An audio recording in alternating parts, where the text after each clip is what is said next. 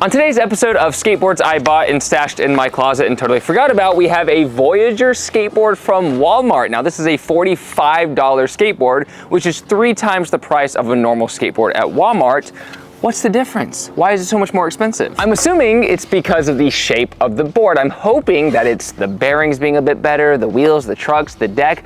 One can hope, but we're in this parking lot right now, and instead of just going through the basics like I normally do and trying to accumulate a lot of tricks, I actually want to try some pretty hard stuff with this because I do have a feeling that it's a bit better. So I say we start just working on some hard tricks. Oh, how quick we are to have our dreams shattered.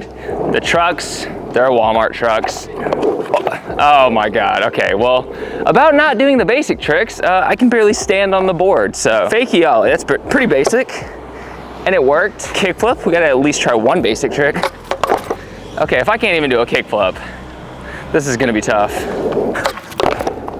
Super terrible. Switch flip first try, this is really hard. I'm seeing the problem. It's almost an entire nose smaller than a regular skateboard, so about 5 inches shorter. That's why I keep slipping off. Woo, this is tough. I do like figuring out new boards though, like where to put your feet, where to flick correctly to get it to work. It's fun for me.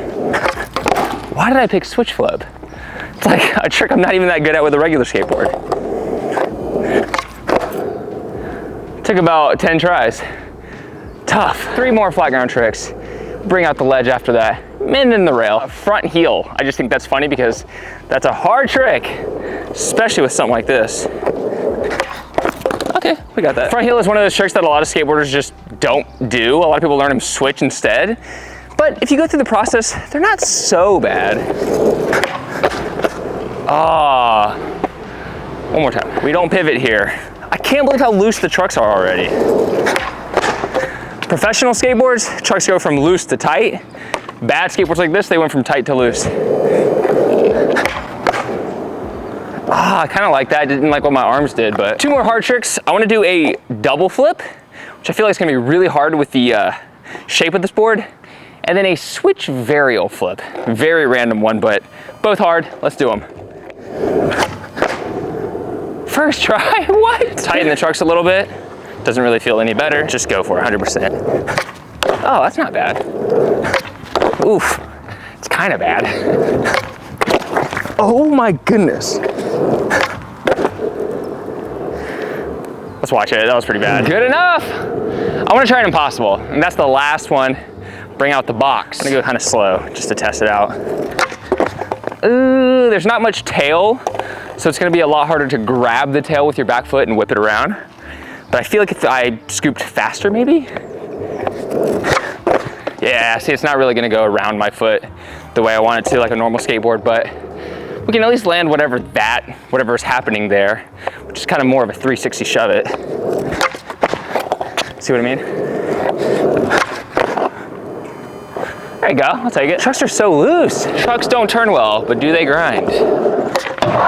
Yep, they're good. Wow, makes such a loud noise. Again, should we just go for slightly harder tricks? Maybe like, I say a back 5-0 and then a nollie 5-0, which is hard off a nose that's so small.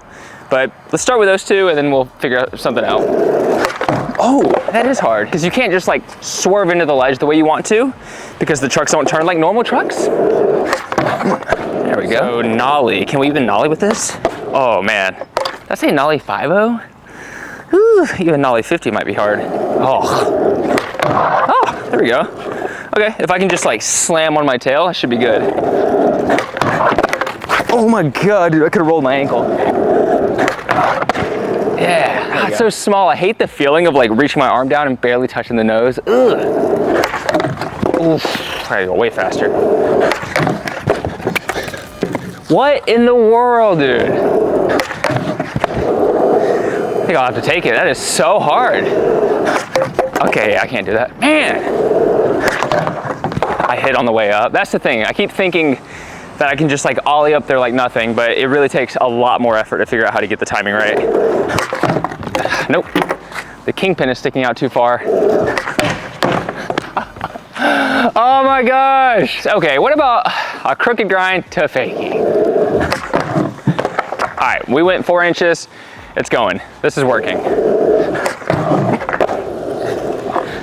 I'll count it. So far, I will say, if I had a choice between paying 3 times more for this deck versus the average Walmart board, I actually absolutely would do that. You get the rolling down. I think for a beginner skateboarder, being able to move fluidly is really important. Yes, the trucks don't turn like a normal professional skateboard, but they're not near as bad. They're not actually plastic like the $15 boards. So this $45 board, if you're just like, I don't know, I might get into skating, I don't really, whatever. You know, if you're a young child, no money, I'd still splurge on this one rather than the $15 one. Just saying. Let's skate the flat rail now. I don't even know if these trucks will go or what because the kingpin sticks out so far. But let's put some metal to metal. I guarantee you it will stick. No, yes, that's good. Whew. Like 50 is what I'm scared to try. Oof, I could hear the kingpin gliding, but I think it'll work. Yeah, that's good. All right. There we go. What? Whoa, there we go. Fakie 5-0, nollie nose grind, kickflip over the rail. Let's do those 3. Ah. There we go. Dude, I almost fell riding up. Ooh, that feels so wrong. I think I might just keep it. That landing was a whack, but oh, that felt pretty good. Ooh, kickflip feeble. I think I can do that. Oh, I knew that was gonna happen. The trucks are turning terribly. There we go. Ooh, daddy. Ooh, it didn't break or crack. No way, I'm not gonna lie. The deck itself feels kind of sturdy. And maybe it's because it's so short. Maybe the wheelbase in between the wheels is a little shorter, so it's gonna be harder to break the board because there's not as much leverage on either side. Like the trucks are up tight, which makes the center a little stronger. Huh. Dude, I do not like this. Technically harder, but I'm gonna do a kickflip backflip. Ah, it's not good, but that's cool. All right. What? Yeah, it broke. I just cracked it. Yeah, it's starting to crack up a bit. That was a huge surprise. Sometimes starting over with a new board feels like I don't know, there's something that feels really good about kind of going through the process again. It feels like you're kind of relearning tricks. It's really nice because at this point, like in skating especially, learning new tricks is pretty hard. Like I want to sit there and try some someday, but the weather needs to be better or I need to be out earlier just because, you know, right now I can't skate any earlier than 10 a.m. because of, you know, newborn child at home. I wake up at 3 a.m. every day, wild. But, you know, I look after my kid for the first 7 hours and then boom, 1 hour session. That was literally only an hour of skating, which is crazy because I felt like we got a lot of good stuff today. I think shape boards in general are fun because they really don't feel much different than an actual skateboard. Like that skateboard didn't feel any different than all the other Walmart boards I tested, which is kind of the cool part about shapes. There's a lot of parts of the board where your feet don't really contact. There's like a few things that you need to keep similar, which this board didn't. You need a tail and a nose and the space between the wheels to kind of be similar. But besides that, like as long as you have like a little tail and a little nose, you can do tricks. It's really cool. And a lot of people just skip the nose in general. And there's a friend, Victor, who skates like these old school boards and he can still do all these nollie tricks off of like one of those old school noses. He doesn't pop or anything. It's wild what you can do. And I think if you just try it out, you'll see that it's really not much different. And that's why so many pro skaters now are skating all these wild shaped decks. And even some of my favorite skaters are switching and it's like, doesn't seem to affect their skating at all. Plus, I mean, if they're good enough, they could probably get used to anything.